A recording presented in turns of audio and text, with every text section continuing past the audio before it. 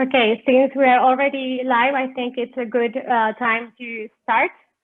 So welcome everyone. My name is Magali Verosio.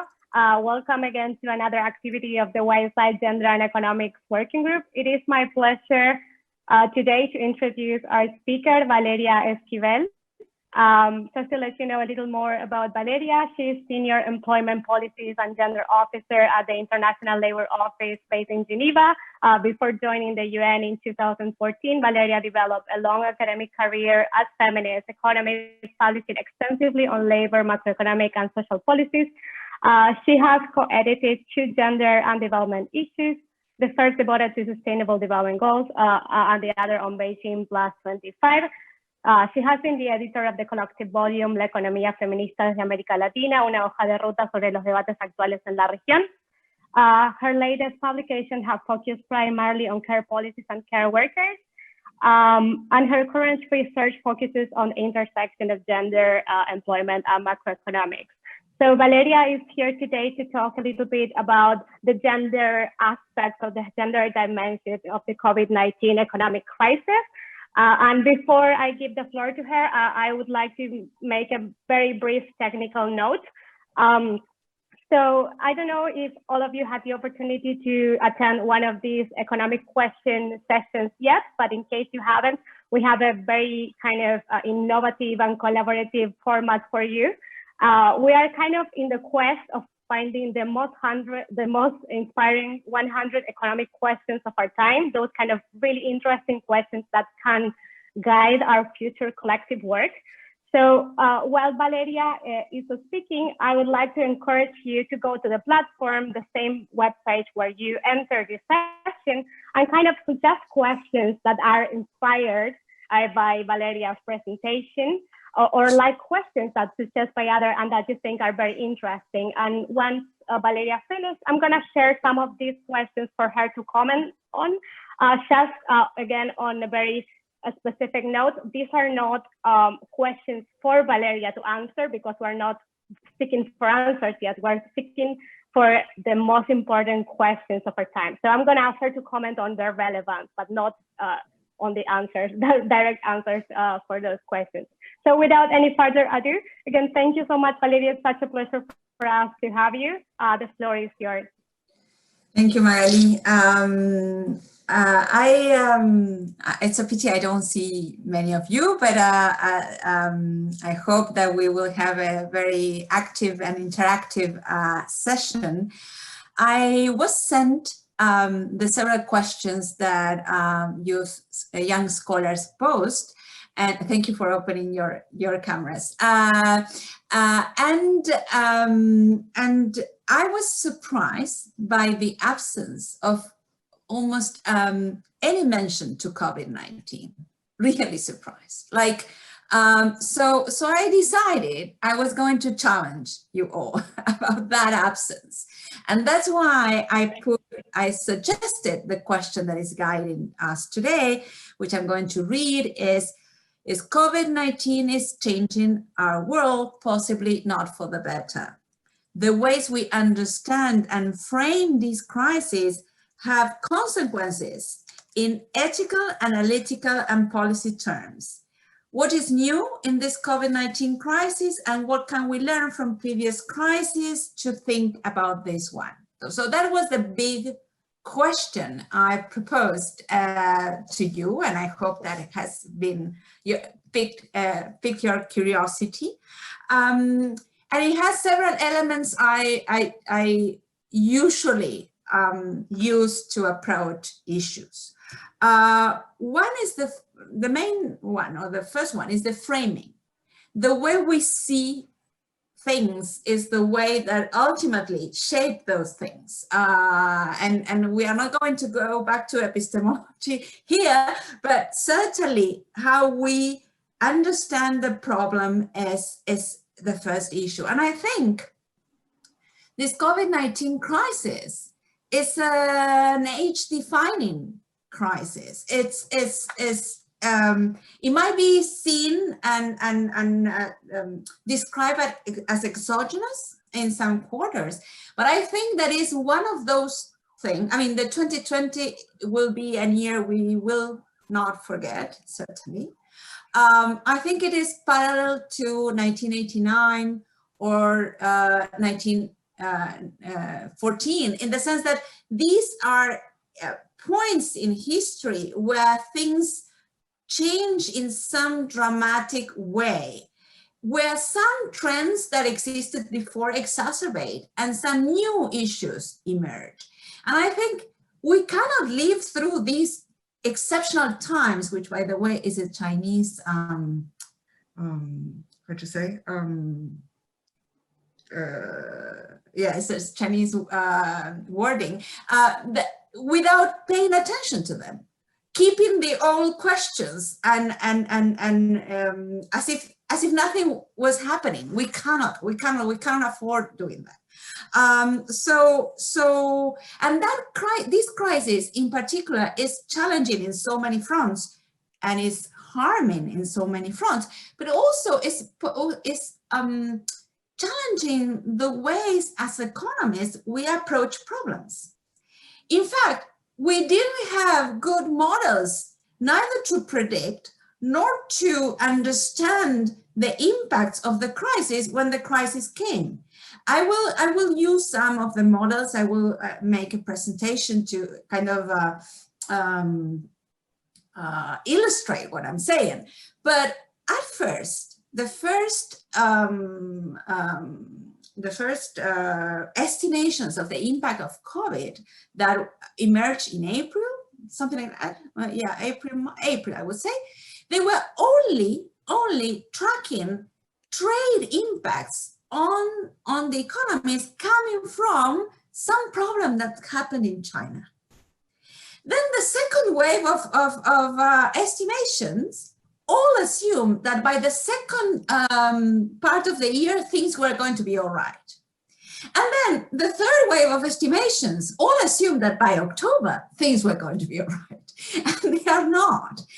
So there is some problem even with the tools we are using. And I thought about this, an anecdote, for when I was even younger than you all, when I was in my first macroeconomics. That was last century, that was early 90s. And it was so hard for us to try to understand how to see the reality through a model, and this was ISLM, but still trying to understand a model. And this was just before the exam. So we were there trying to think, and the professor comes and says, well, where is the main source of revenue for the Argentinian government these days? We put up our eyes and said, what? We hadn't been reading even the newspapers for a week trying to get all those formulas. And the professor says, you are going to get your university, your public university privatized, and you won't realize. like clearly there was such, I mean, exactly that. There was the process of privatization taking everything over, and we were so into that little thing that we couldn't see the reality. And of course, part of that is the way we were taught. I mean, something was very wrong in the way we were presented ISLM models as such, and I've tried to change some of those issues when in teaching or during teaching, but yet this is my message. We have to put up our eyes and see the world around us when we think about the questions that we are going to pose and research on. And with that, I am going to move to the presentation. I hope it doesn't take more than 15 minutes. So share screen, share. Can you please tell me, let me know when you can actually see it? Okay. Okay. Okay, so what I want to present is an ILO brief I drafted about a gender responsive employment recovery. This is the language we use. Gender responsiveness is about policies taking explicit note of the gender impacts of the way economics and labor markets work and how they respond and transform those impacts or counteract those impacts. On the left, there is the result of an estimation that is based on where is it? I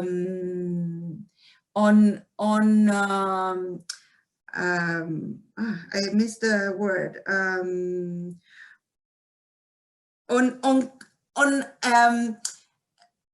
Live, I'm not finding the right word, and I should have it somewhere here, but on live activity, I mean, ways of picking how much the activity like transportation or people walking in the streets or electricity consumption has changed in order to understand how that, it's in the next slide, how that has changed. But in this first on the left, what you have is the lockdown. And really it's the lockdown that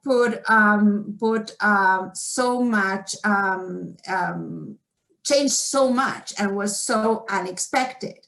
I was telling friends that when we received the news in January that Wuhan was being locked down and it was the Chinese New Year, I don't think that we understood that. But when and if we get a lockdown in New Year, we will understand what exactly that means and how people might not be ready to stay put and not see their families. So there is a challenge around the corner.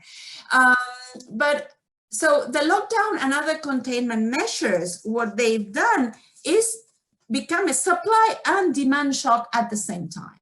So it's a supply shock because the capacity to produce goods and services was dramatically reduced, and the new wave of lockdowns are trying to avoid that, are trying to stop the least possible the production, and then on the demand side, because there was lower consumption and investment and lower demand for exports, obviously, and lots of uncertainty. And there is a financial side to this, which has to do with whether the policies to address these challenges are being put into place and how they are funded.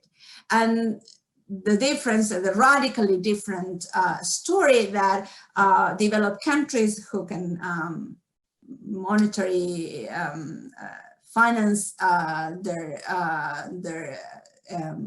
expenditures or issue debt can do, as opposed to highly or middle indebted countries that with this find they don't have the resources and they don't get the international help they should to respond. Let me move to the following one. So this is the result of our nowcasting, that is the word, nowcasting models, which show the impact in the first quarter, in the second quarter, and the third quarter. And for example, the losses in working hours between the second quarter of 2020 and the second quarter of 2019 is about 17.3%, which is the equivalent and 495, almost 500 million full-time equivalent jobs. And in terms of income, the whole working population has lost at least 10% of their income. And you can see in this picture that is really the Americas, the worst hit, and second, Europe and Central Asia. And the third quarter looks better in everywhere, including in Americas, because we have had the summer. Possibly in the north. Possibly we will have a fourth quarter looking worse again, given the current lockdowns. So these lockdowns had led to substantial employment losses in a number of countries, and this has been particularly the case for women. Catastrophic declines in the Americas for the colleagues from the Americas that are in the audience. And these are employment figures. So it's not, it is the employed, women that have lost their employment compared to all women, and men compared to all men. So it is in relative terms, but there are in some places, in absolute terms, women have lost more jobs, even if they are fewer in the labor force. So relative terms, and sometimes also absolute terms. And the response has been inactivity, both because there are no other, so women and men withdraw from the labor force, and this is both because there are no, there is nothing there to go to be found in terms of a job, so inactivity doesn't pay, and also because it's very hard to capture the search for jobs that makes you unemployed, given that it's being hard to actually have labor force information and surveys being collected. So why is this? Why is this that women have had these disproportionate impacts in the labor force? This crisis, as compared to crises in the past, has impacted sectors that were not traditionally impacted in the past. And without thinking about more structural issues, more sectoral issues, we wouldn't understand these impacts. So there are already existing deep gender inequalities in the labor markets. Women's labor force participation is lower than men's everywhere, except for places where rural economy dominates. Gender inequalities were prominent among the employed, including gender wage gaps, work quality, informality, and also in this idea of work being more than employment. 3/4 of all unpaid care work were before the crisis provided by women. But also, why is this crisis different? Because this crisis has impacted service sectors upfront. So whilst, the 2008 crisis, first of all, was a financial crisis that then expanded to the real economy via construction and then trade and then manufacturing, this has immediately stopped services. So and some segments of the manufacturing industry, like garments. So it has to stop women's employment on the tracks immediately, something that was unseen before.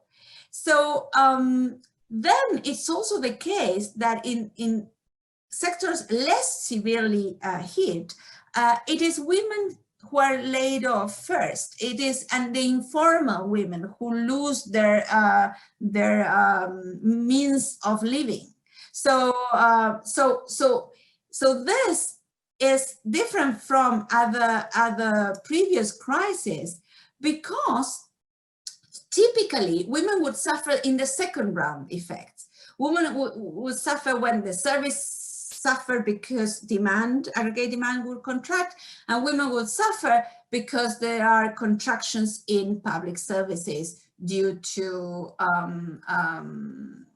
fiscal consolidation policies. But this time, it's not like that. They have the first round effects, and they will possibly have the second and third round effects as well.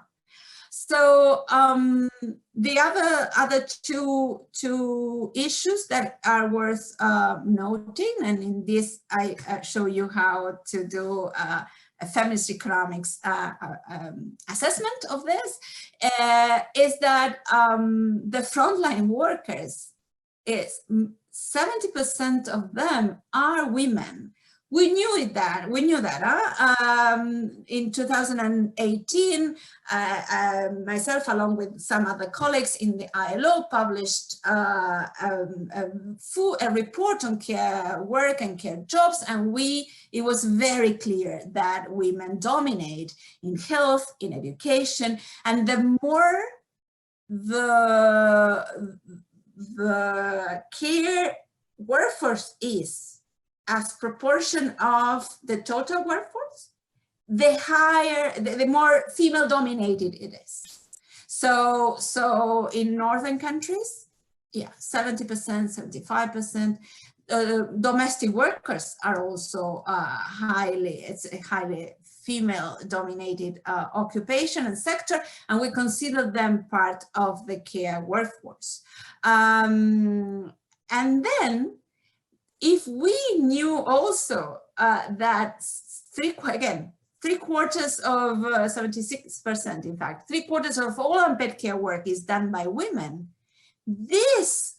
the closure of schools and care services meant that all that work that was externalized, if you want, from households, all that care work came back to households. And there are some indication of some redistribution within households, that meaning men taking a little bit more from the unpaid care work, but that is because women are so exhausted they can't take anymore. So in a way, that extra workload was on top of what women were already doing, and in some cases there are reports that this has arrived to unsustainable levels, and it's not surprising then that this second wave of lockdowns have tried to keep schools going. The point is that we don't know what are the risks for teachers and the health risk, and they are not wearing all this PPE thing. I'm afraid we don't know. The attempt or the realization that parents cannot work for pay if the children are not school maybe is behind this idea, but we don't know what it will imply or if masks will be enough in the future. 2 more slides. I wanted to emphasize, and that it was in my question, what previous crises have to teach us. And there are several lessons, things to learn from previous crises that come from the literature, the feminist economics literature that has been developed since the 80s. First, gender is a rationing mechanism when jobs are scarce. So when we fight for few jobs, all discriminatory mechanisms trigger. So the more scarce the jobs are in the aftermath of the crisis, and the bigger the losses in employment women face during the lockdown phase, the harder their employment recovery will be. We've seen that in 2008. We are going to see this again if policies are not put in place to counteract this.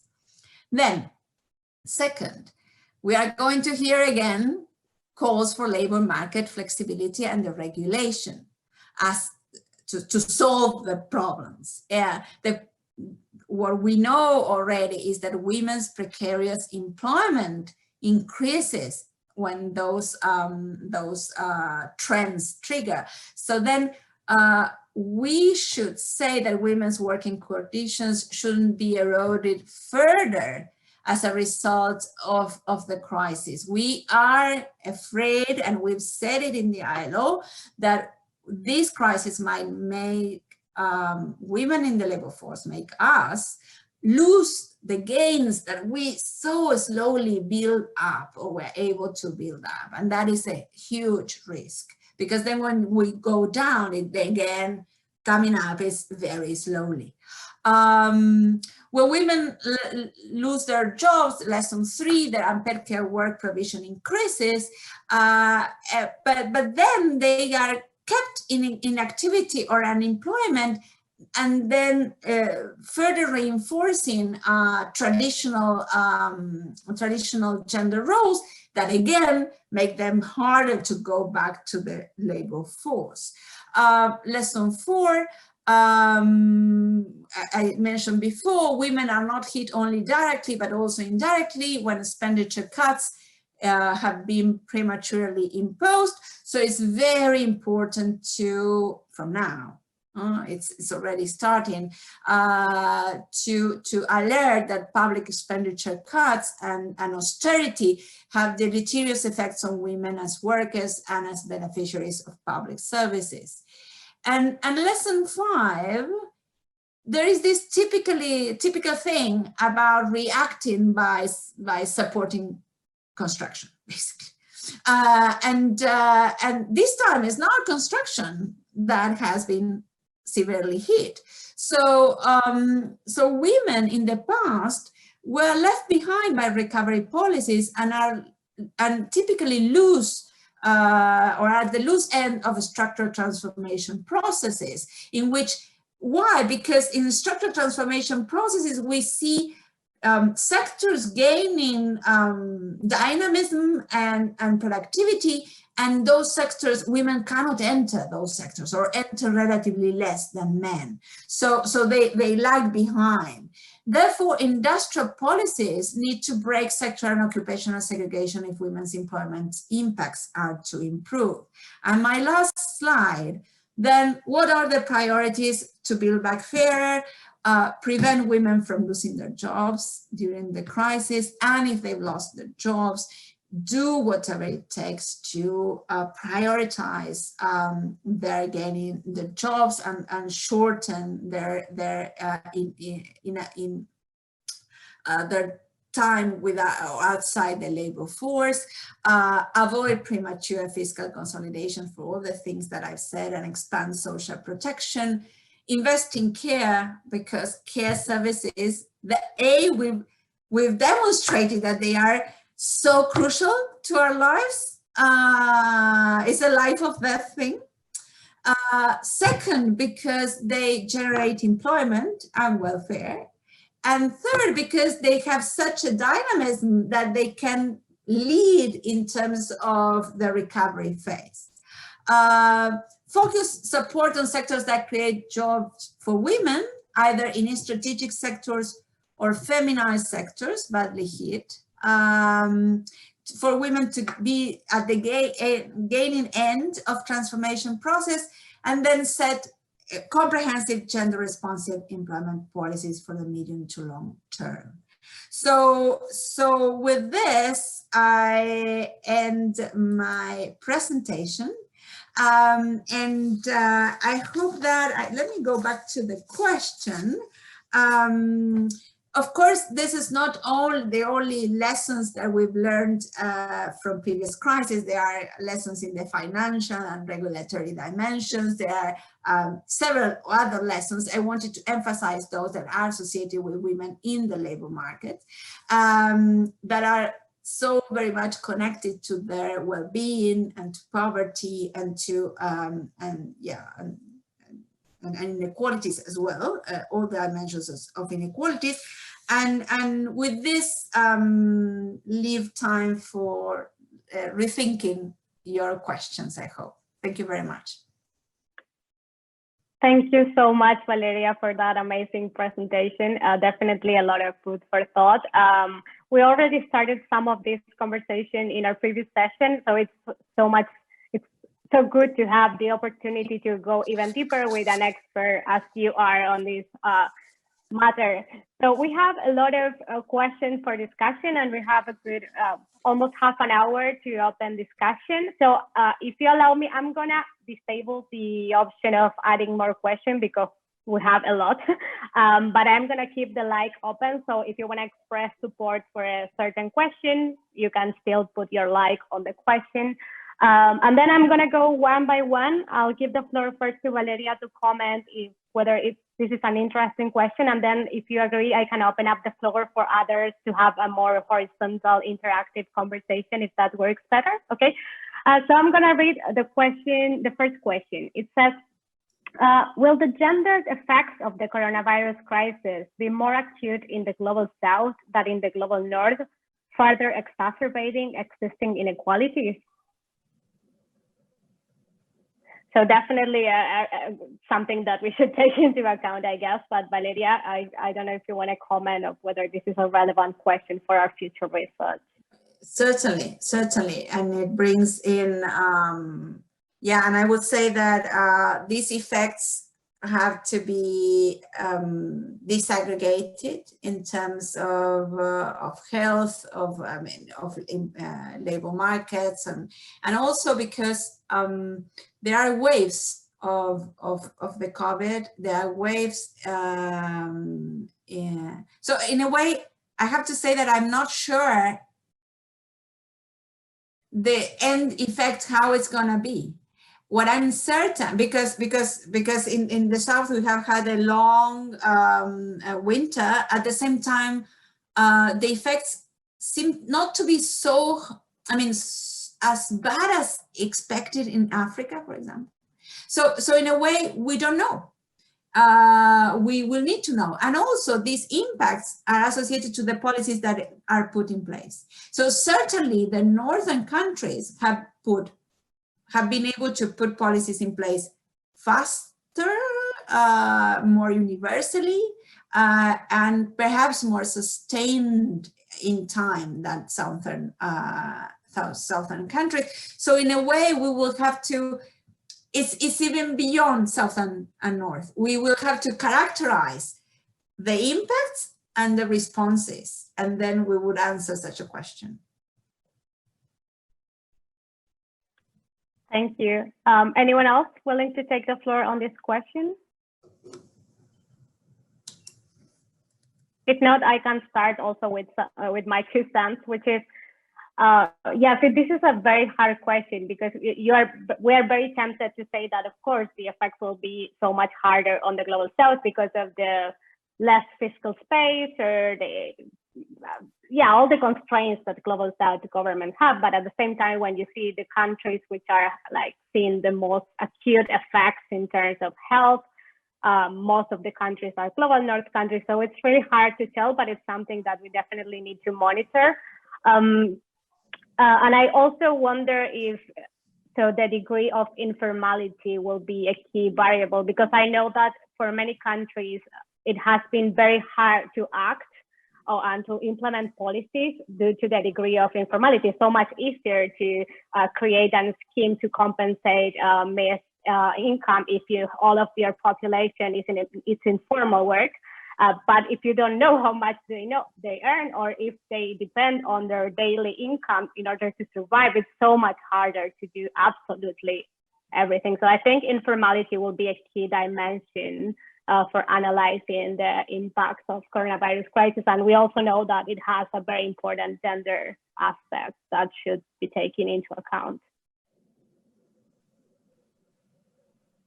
Anyone else? It's a very interesting question. There's a lot to unpack.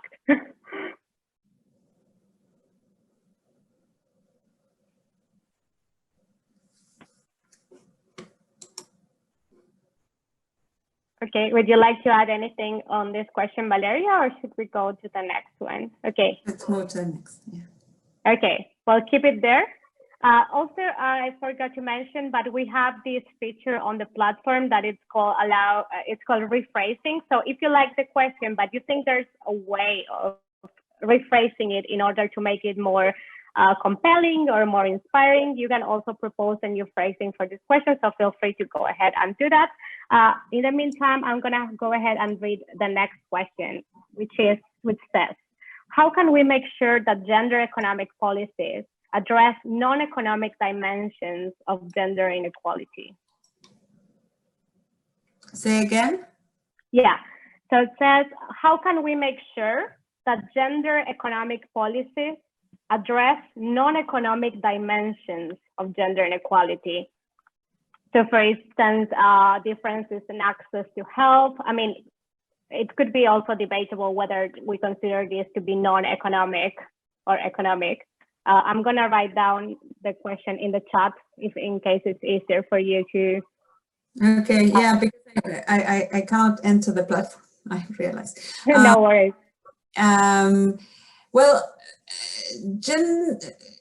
there is a problem with the way gender economic policies. I don't think that such a thing exists as gender responsive or yeah.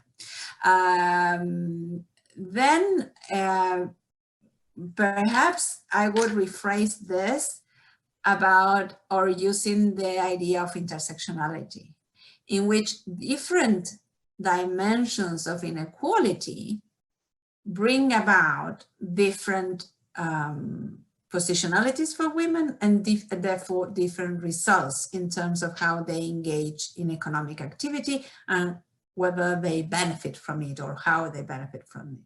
So I would use intersectionality as a way to think about these multiple dimensions of inequality that position women in ways in which they benefit less from economic, from growth or from economic recovery in my presentation. I would also like to bring in the concept of women's economic empowerment, because there is lots of debate about it, and the idea, and if you want two different ways of thinking about this. One is that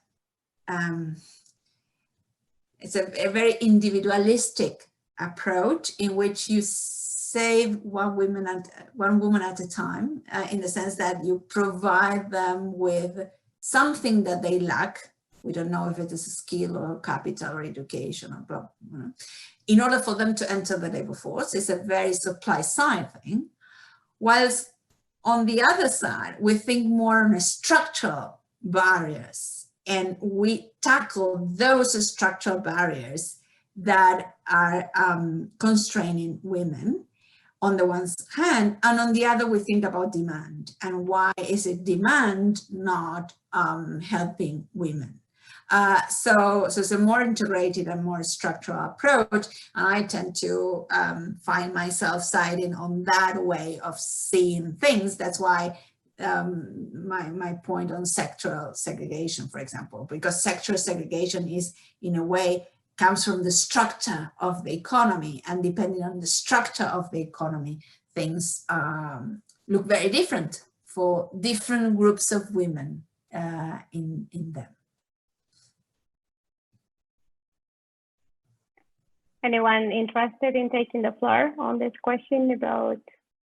I would like to add something to what Valeria just said. There is a framework of analysis that of the analysis of the impact of economic policies, but I think that it could be used for public policies more in general. That is the framework that Susan Immelweis proposed, and she says that the policymaker should always consider the different impact that the policy may have on different households, but also on different people inside the same household. And I believe that this could be linked with the question that was on the page. Yeah, I think we were saying the same. Yes, I mean, you can think about households, you can think about classes in the sense of levels of income, but the call from Sue is to see within households, and I think that is more connected to to well-being measures, because unfortunately we still are stuck with household level measurement of poverty. But I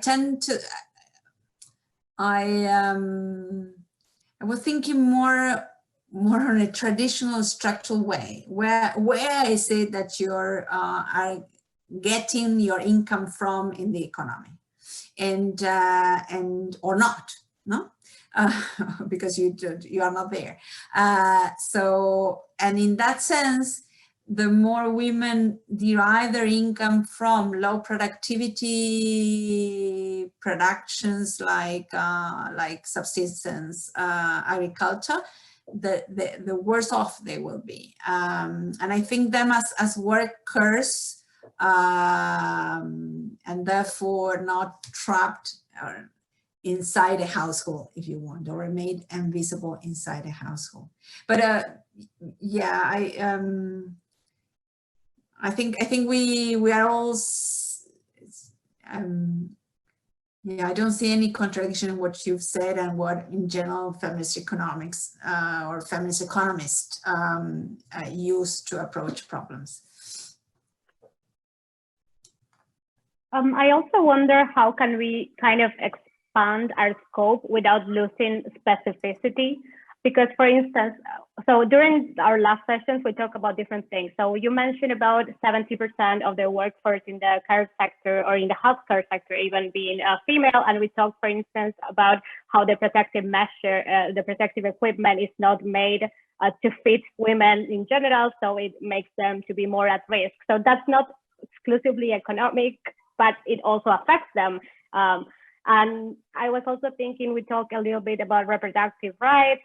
And I have read that the COVID crisis has made it very difficult for some women to access contraceptives. We know how hard can be unwanted or unexpected pregnancy on a young women, and especially how this is likely to affect those who rely more on free contraceptives. So I wonder, I mean, this is an open question, you don't have to answer, but I wonder how can we as economists kind of include all of these dimensions that are not necessarily economics in our analysis without losing the focus on economics, which is our specific area of work or area for contribution. Magali, but I have two different answers to that. One is that we should never be oblivious of that we are talking about people, women and men and young people and young men and young women and children, and we as people have many more dimensions that are material and economic dimensions. So of course we should never be that narrow. And in the ILO we have always said this is a health and human crisis that has economic impacts. And I do believe that we have to keep that in mind.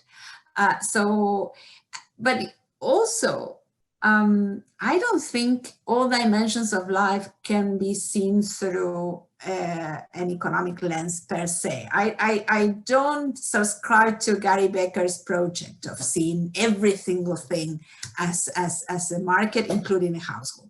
So in a way, what we need to understand is that this is a human and health crisis that is taking lives of people. And it's doing that because it's an awful thing and because the societies are not prepared, and this is taking a toll at different levels for different people depending on where they are positioned in the economy and their income levels and their access of health. So the crisis is a human and health one. The impacts are economic and are associated to your situation, your positionality in the economy, both of things. So I think that is something we shouldn't forget, because if we forget, we lose the focus, in fact, instead of getting it. So to me, that's how I would approach this. I really don't think economists do a good job in being respectful of life sometimes in their discourse, as if economy was the only thing that existed. And in fact, this reminds me again, another anecdote of when I was a student and remembers reading about the human cost of structural adjustment. Now, first we had a structural adjustment, then we had austerity, now we have fiscal consolidation. It's just the same thing with different names. And at the time I remember thinking, well, whoever writes that is not suffering those costs. No? And so from a desk, you say the human cost or not.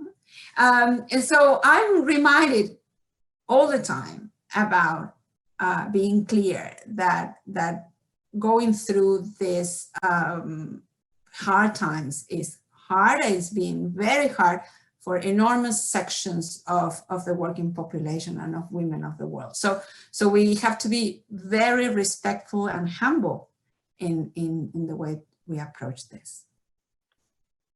That's an amazing actually answer. I really appreciate that, because it's always a tension knowing how to broaden the scope of economics without falling into economic imperialism and thinking that you can do, you can approach everything through your own lens. So that was amazing. I don't know if anyone else would like to take the floor on this question, or we shall go to the next one. Okay, I'm just gonna write that down on the chat box as well. And I'm gonna read it now. How can we mitigate the long-term disproportionate effects on women's employment careers caused by the coronavirus crisis?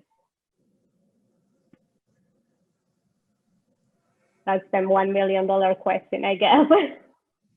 Well, but it's not careers. I mean, again, I mean, I think that whoever thought about this is like that we have this, we know that when women get out of the labor force, they basically because of children, of having children, that is when the trend or their careers there is a gap between men's and women's careers.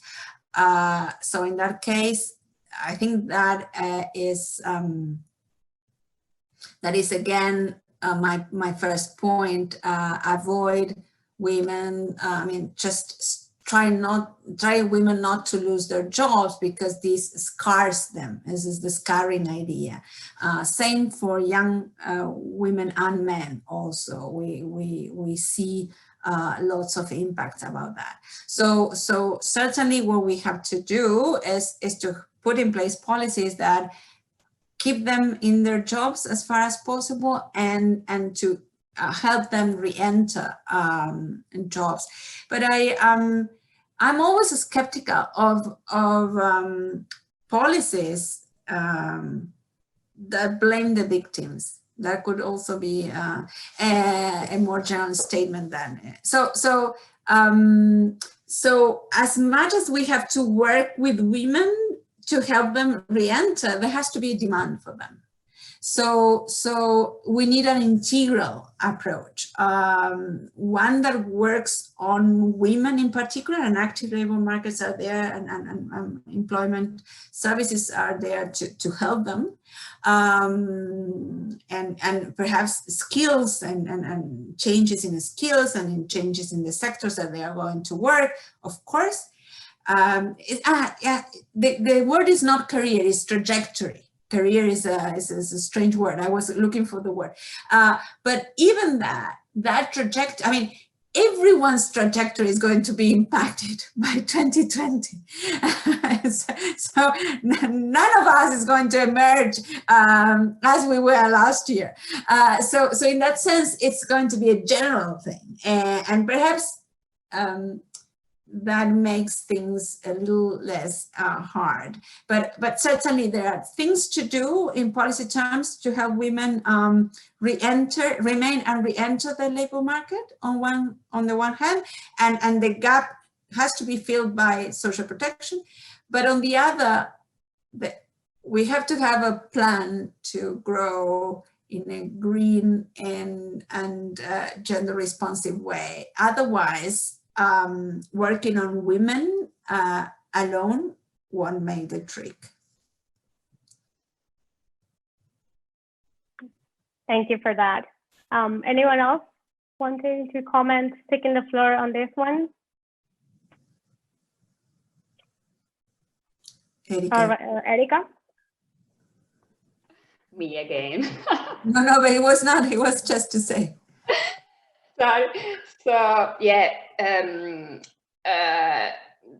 When I spoke before, I did not introduce myself. I will give you just a short introduction to understand why I'm thinking about these issues of women's careers and work trajectories. So I just got my PhD from the University of Rome Sapienza in June, and I have a 3-year-old daughter. And I live in the US now, and schools are closed. So I'm trying to balance unpaid care work and working for my academic career to develop a career in the academy. And so my thought about this question is that the COVID crisis affected women's work in 2 different ways. Now, one is related to the loss of certain jobs. So women have been affected by the crisis because they became unemployed. And the other one is related to women that could keep their jobs, but that were affected by the lockdown measures. And so they are working from home, schools are closed, they have to take care of their children and working at the same time. And I think that this is affecting women and men in a different way because, as we know, we do not share equally our care responsibilities. And so I think that if we think about policies that could be developed, maybe, yes, in the case of employment, these policies could be directly linked to what is happening right now. In the case of unpaid care work, instead, I think at policies that will have an effect in the long term. So I believe that this COVID crisis could be an occasion to think what we could do in order to improve gender equality in sharing care responsibilities. And I would like to ask you, what do you think about that and what could be done? Of course, this is something very different in different parts of the world because in Europe we have parental leaves. In the US, there is not a maternity leave, for example. So the starting point is very different. But I would like to ask you in general, what? No, yeah, certainly, and in fact, that is one of the several differences between what happened in the US and what happened in Europe, or in some other places with more developed social protection systems, and that's why one of the policies out of this crisis is investment in care sectors. I'm reminded that Magali asked for questions and not for answers, but I'm pretty sure the answer is investment in care sectors, and in the case of the US, expand the access to care sectors, definitely, to care services, definitely. Thank you so much, everyone, for that very, very interesting conversation. We're running out of time. So before we wrap up, well, I want to thank again, Valeria. Thank you so much for that amazing presentation and for being with us. Thank you, Thank you to all of our participants. I'm going to keep the platform open because we didn't have a lot of time to spend on that. So if anyone would like to go ahead and I don't know, add your favorites, if there's a question that you like a lot and you would like to see that among the top 100 most important questions of our time, go ahead and put a star on that. And before I wrap up, I just want to, I don't know, would you like to say anything else, Valeria? I don't want to. Okay. No, thank you very much. It was really great. I hope that it helps and some of the questions we brought up get into those 100 questions.